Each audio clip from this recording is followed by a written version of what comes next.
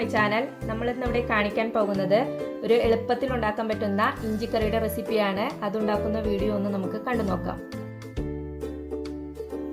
ഇഞ്ചിക്കറി ഉണ്ടാക്കുന്നതിനായിട്ട് നമുക്ക് പാനിലേക്ക് കുറച്ച് വെളിച്ചെണ്ണ ചേർത്ത് കൊടുക്കുക.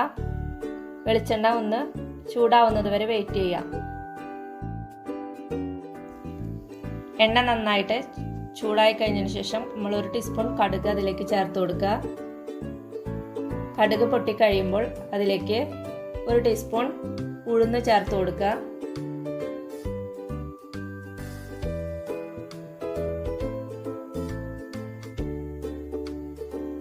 അര ടീസ്പൂൺ ഉലുവ ചേർത്ത് കൊടുക്കുക.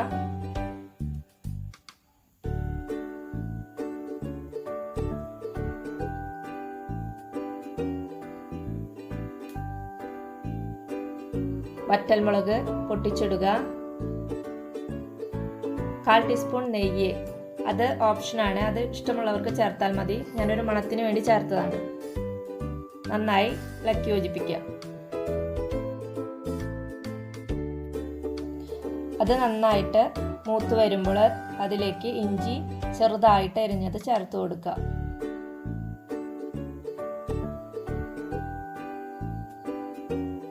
അതൊരു 2 വലിയ മീഡിയം പീസ് ഇഞ്ചിയാണ് എടുത്തിരിക്കുന്നത്. അത് നന്നായിട്ട് ചെറുതാക്കി കുനുകുനെ അരിഞ്ഞിട്ട് നമ്മൾ അതിലേക്ക് ഇട്ട് കൊടുത്തിരിക്കുന്നത്. കുറച്ച് പച്ചമുളക് ചെറുതാക്കി അരിഞ്ഞത് അതും ചേർത്ത് കൊടുക്കുക. കറിവേപ്പില ചെറുതായിട്ട് അരിഞ്ഞത് ചേർത്ത് കൊടുക്കുക. നന്നായിട്ട് മിക്സ് ചെയ്യുക. ഇഞ്ചിയൊക്കെ നന്നായിട്ട് മൊരിഞ്ഞു വന്നിട്ടുണ്ട്. അതിലേക്ക് നമ്മൾ 1/2 ടീസ്പൂൺ മഞ്ഞൾപ്പൊടി ചേർത്ത് കൊടുക്കുക. 1/4 ടീസ്പൂൺ മുളക് പൊടി ചേർത്ത് കൊടുക്കുക.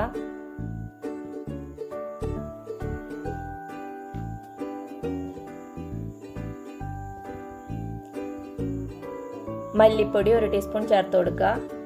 അതിനുശേഷം നന്നായിട്ട് മിക്സ് ചെയ്യുക. ഫ്ലെയിം നന്നായിട്ട് കുറച്ച് വെച്ചതിന് ശേഷം മിക്സ് ചെയ്ത് കൊടുക്കുക.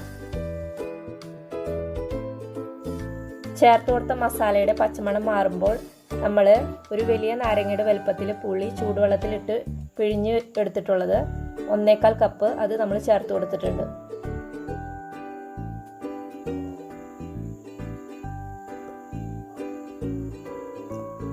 ആവശ്യത്തിന് ഉപ്പ് ചേർത്ത് കൊടുക്കുക. അതിലേക്ക് 3 കട്ട ശർക്കര ചേർത്ത് കൊടുക്കുക. ശർക്കര അതിലേക്ക് നന്നായിട്ട് ഉരുകി ചേർന്നോളും. അതിലേക്ക് കുറച്ച് നല്ലെണ്ണ 1 ടേബിൾ സ്പൂൺ ചേർത്ത് കൊടുക്കുക.